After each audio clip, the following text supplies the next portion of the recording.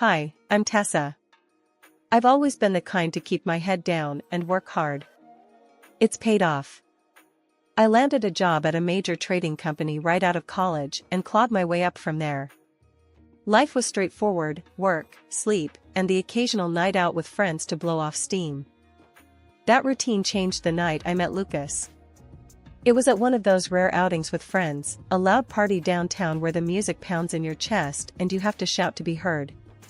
Lucas was different, more reserved, hanging back from the crowd, nursing a beer. He had that look, you know? Like he had a story to tell, but preferred to keep it to himself.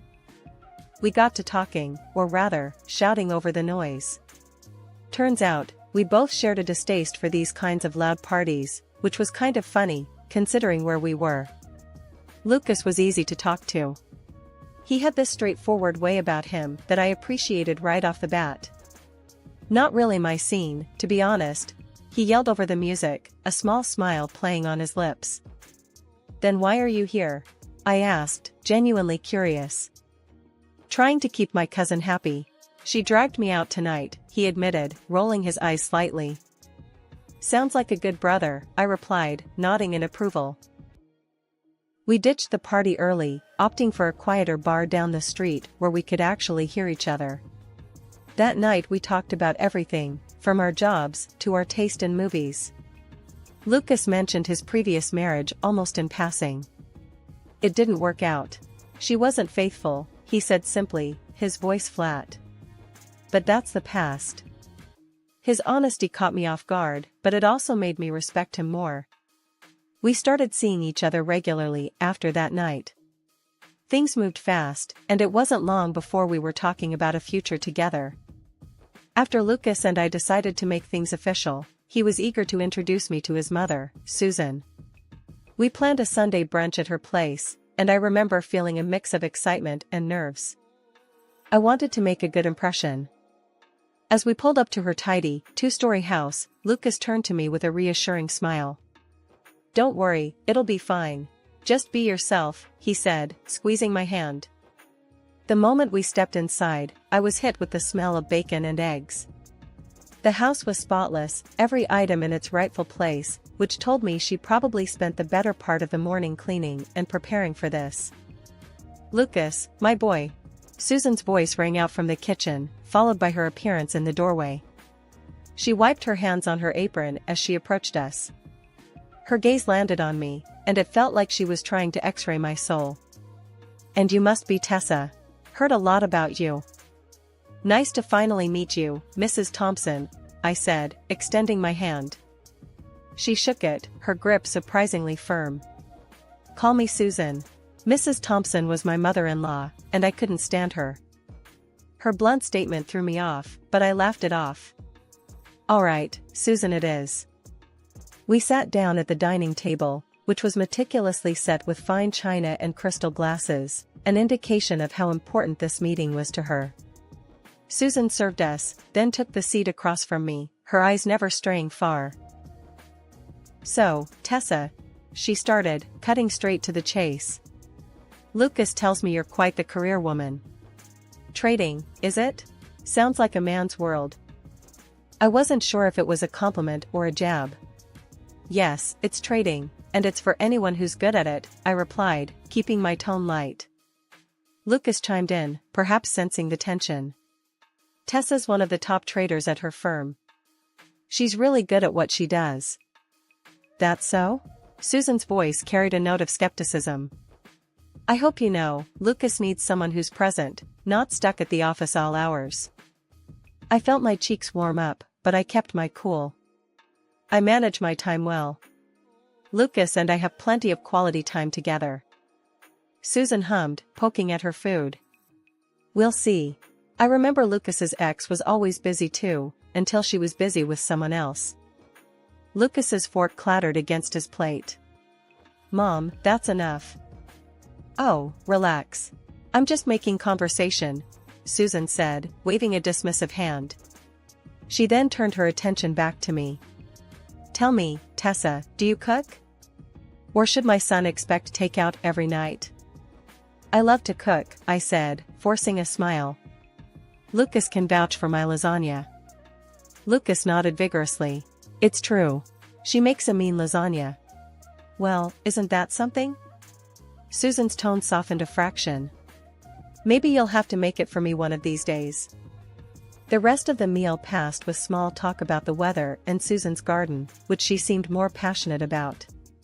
Every now and then, she'd throw in a pointed question or comment, testing my responses. It was like a verbal sparring match, and I was determined not to let my guard down. As we were leaving, Susan pulled me aside. Her voice was low, almost a whisper, but her words cut through the air. Listen, Tessa. My son's happiness is everything to me. I'll do whatever it takes to protect him. Remember that. I met her gaze, my voice steady. I have no intention of hurting Lucas. You have nothing to worry about. Susan studied me for a long moment, then nodded slowly. We'll see, won't we? After the brunch with Susan, I thought maybe things would settle down, but I was way off. Lucas's work required him to travel a lot, which meant I was home alone often. Susan saw this as her chance to really crank up her watch over me. It started with unexpected visits. The first time it happened, I was working from my home office when I heard the doorbell. I opened the door to find Susan standing there, her face set in a stern expression that didn't promise anything good.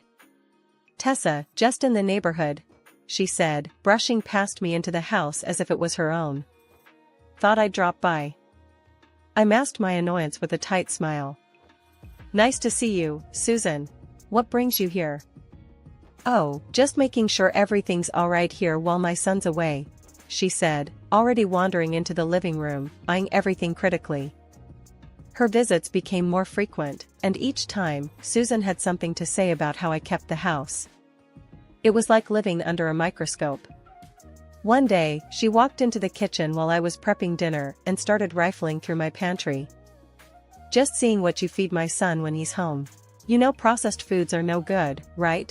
She commented, holding up a box of pasta like it was evidence in a trial. But it didn't stop at home visits.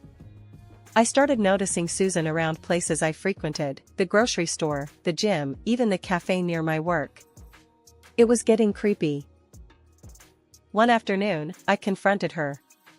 She was, coincidentally, at the same grocery store as me, pushing her cart down the aisle I was in. Susan, this is the third time this week I've run into you like this. What's going on? She played innocent, a sly smile tugging at her lips. What, can't a woman do her shopping? Not at the exact same places and exact same times as her daughter-in-law, consistently.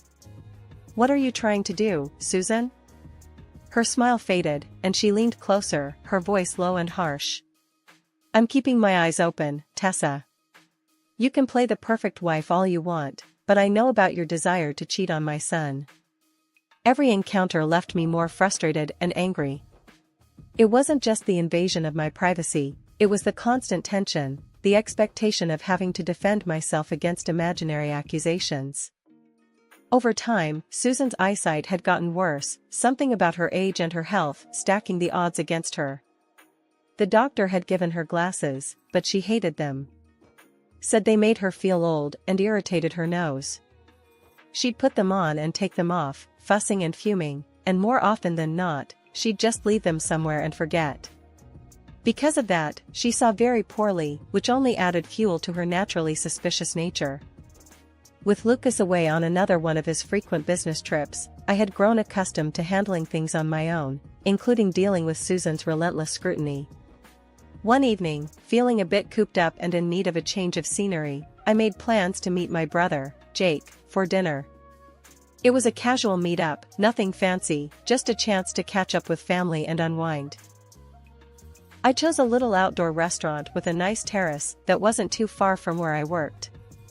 Jake arrived first, and I spotted him at a table, waving me over with a big grin. Hey, sis, he called out as I approached. His face was all bright and cheerful, the typical big brother ready to tease or share a joke. Hey, Jake. It's been too long, I said, giving him a quick hug before sitting down across from him. We ordered some food and drinks, and the conversation flowed easily, as it always did with Jake. We talked about work, family, and some of the latest movies we'd both seen. It was nice, relaxing, and exactly what I needed. As the evening wore on, we wrapped things up. Outside the restaurant, we stood up to say goodbye. I gave Jake a friendly hug, just a normal sister-brother moment. When I got home later that night, the house was dark and quiet. But as I turned on the light in the living room, I nearly jumped out of my skin. There was Susan, sitting on my couch, a smug look plastered across her face, and holding what looked like a digital camera. "What the hell, Susan? What are you doing in my house at this hour?" My voice was a mix of anger and shock. She rose from the couch, holding up the camera. "Gotcha," she said, her voice dripping with a venomous triumph. "Got what, exactly?" I snapped, my patience thinning rapidly. "This." She thrust the camera in my face, showing a photo of Jake and me hugging. "Caught you red-handed with your lover." I rolled my eyes, tossing my keys on the table. "I was with my brother, Jake. We had dinner. That's it." Susan snorted, a harsh, mocking sound that made my hands clench into fists at my sides. "Sure, your brother. I know what I saw." "Oh, really? And what did you see with those failing eyes of yours?" I snapped back, my patience at its breaking point. Her face flushed with anger, and she fumbled with the camera, finally shoving it in my direction. "See for yourself." I took the camera, half expecting some blurry photo taken from a distance, but there it was, a clear shot of Jake and me, mid-hug, smiling. Just a brother and sister enjoying a nice evening out. I couldn't help but laugh, which only seemed to infuriate her more. "What's so funny?" she demanded, her voice rising. "Here, look." I handed the camera back to her. "Put on your glasses, Susan. It's just me and Jake." For a moment, she hesitated, then, muttering under her breath, she dug in her purse and pulled out her glasses. Slipping them on, she looked at the photo again. I watched her face change as she finally saw what was really there. "Now, I think it's time you left," I said firmly, my own resolve hardening. Susan looked like she wanted to argue more, but then she just nodded stiffly and headed for the door. "This isn't over," she muttered as she left. The few weeks Lucas was home felt like a dream. We were inseparable, catching up on lost time, and for a brief period, I could almost forget about the constant cloud of tension that was his mother, Susan. But like all good things, it came to an end too quickly.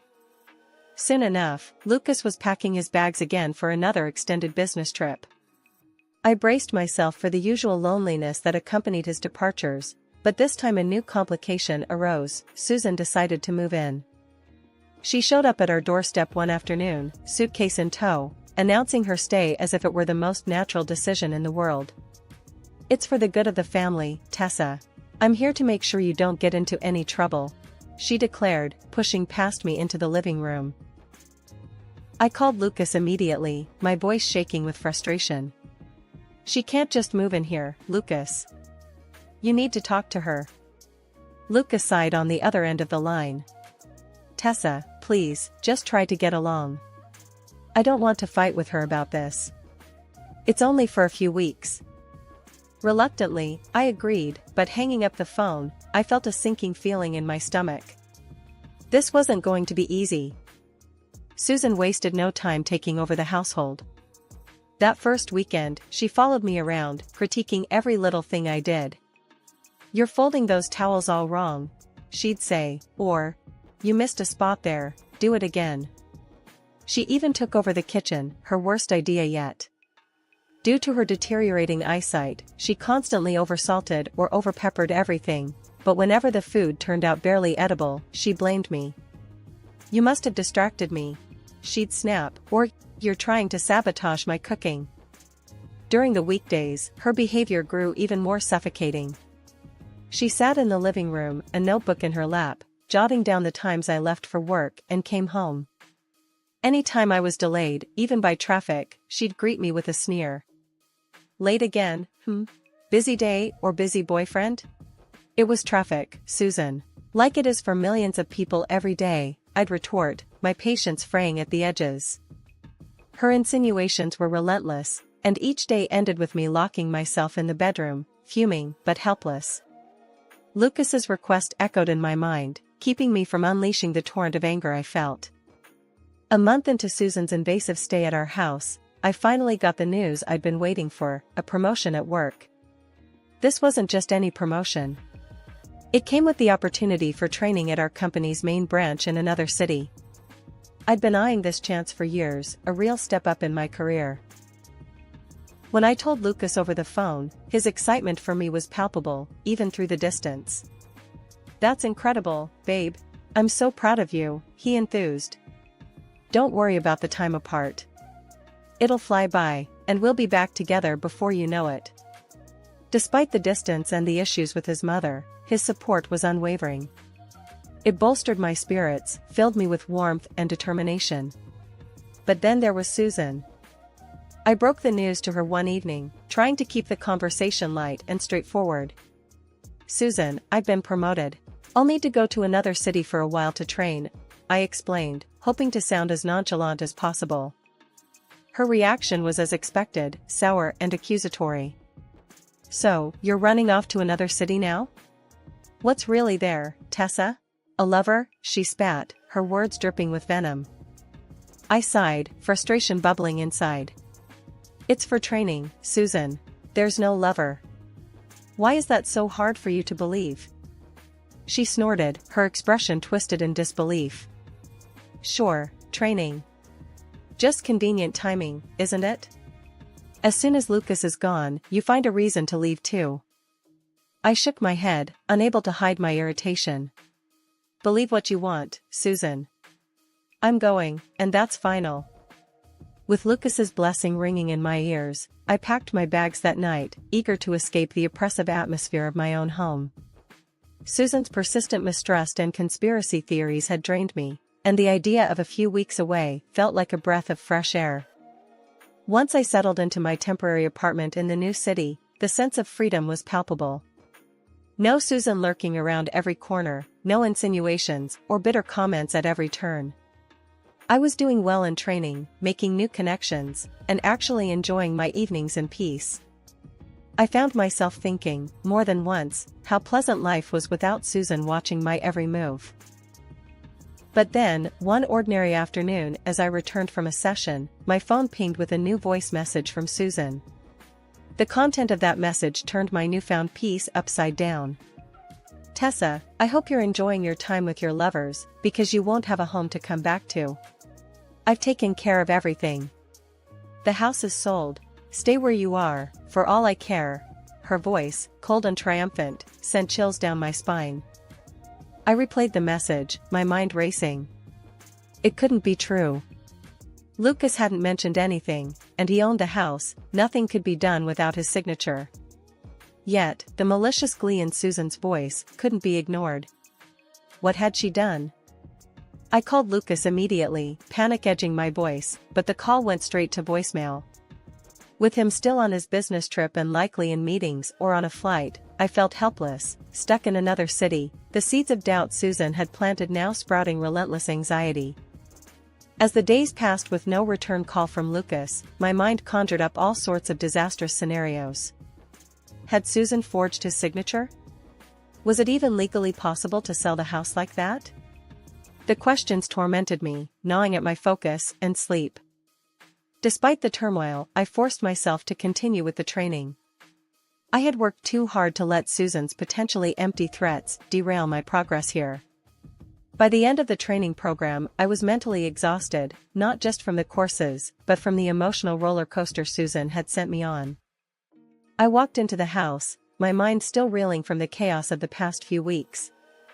There, in the middle of the living room, stood Susan, squinting at me as if she couldn't quite make out who I was.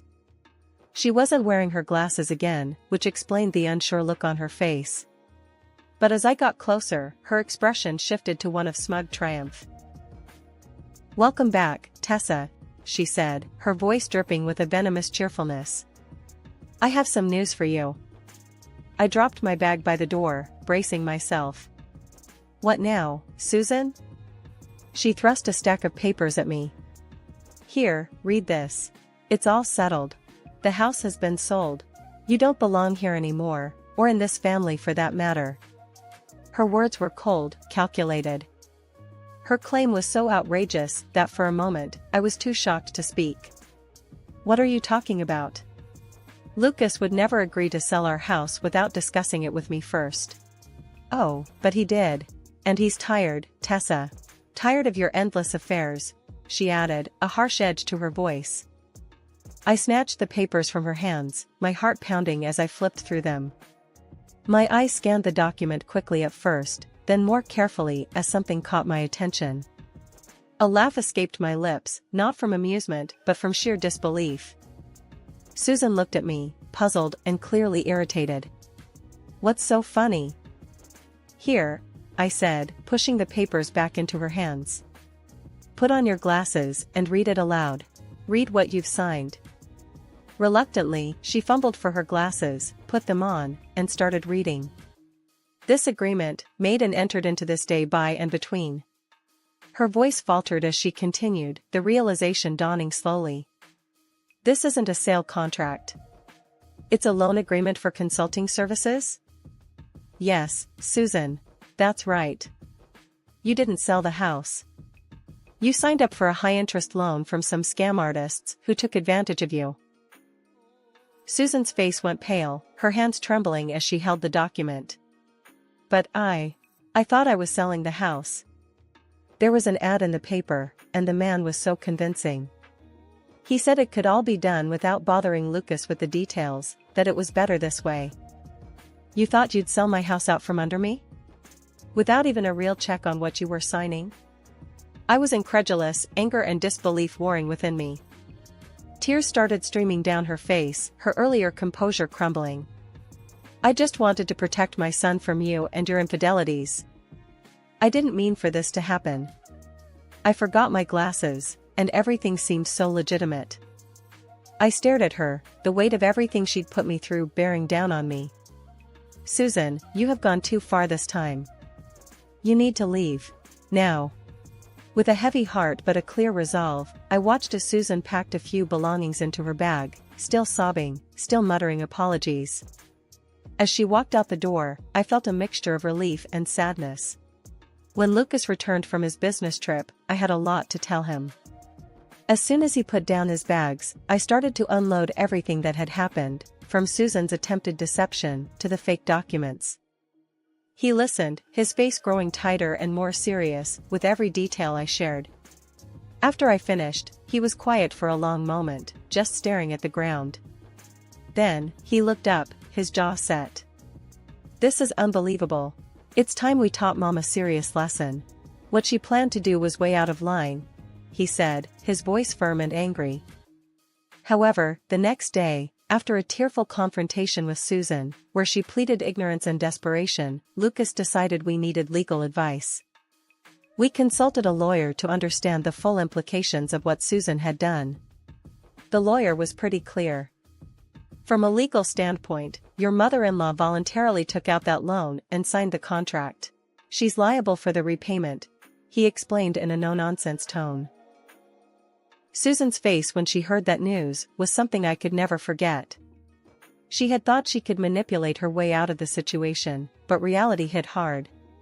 She was on the hook for a significant amount of money, and there was no easy way out. She had to find a job, and fast. Within weeks, she started working 2 shifts, just to make ends meet. With Susan now occupied and no longer having time to meddle in our lives, Lucas and I finally found some peace.